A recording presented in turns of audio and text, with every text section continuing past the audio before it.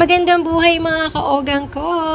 Mapagpalang buhay, mapagpalang umaga, hapon at gabi sa inyong lahat. Ayan. Flex ko lamang po ang I Love Taguig First Aid Kit. Ayan po. Napakaganda nyo po. Gusto ko lang po pakita sa inyo kung ano po ang nilalaman niya.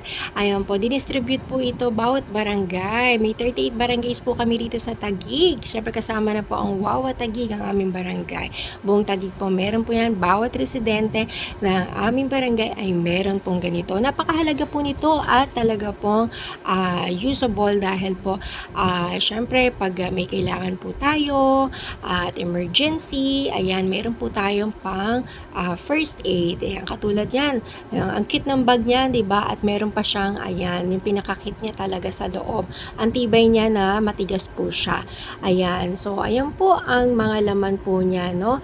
Meron po siya mga ayan, bulak.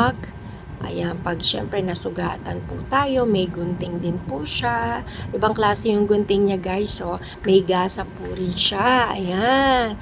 At meron din po siyang pito.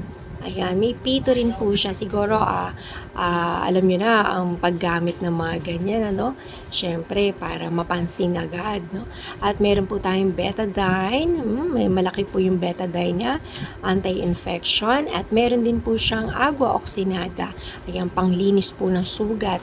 At meron din pong alcohol. Ayan, mga mini lang po yung kanyang laman, pero usable po at napaka-importante. At meron pa po siyang, ayan, may mga gasa pa siya, no? Ayan. Oh, ganda. Tapos may Band-Aid, may paracetamol. O, diba? Yung, kasi kadalasan may masakit ang ulo, di po ba? Ayan. O, diba? Tapos meron pa siyang flashlight.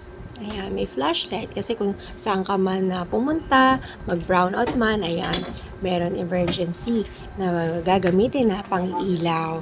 O, diba guys? Kompleto po siya. May tape pa siya, o. Ayun, o.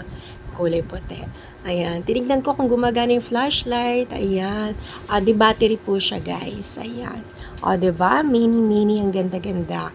At ang ganda po ng aming na-receive. Ayan, marami pong salamat!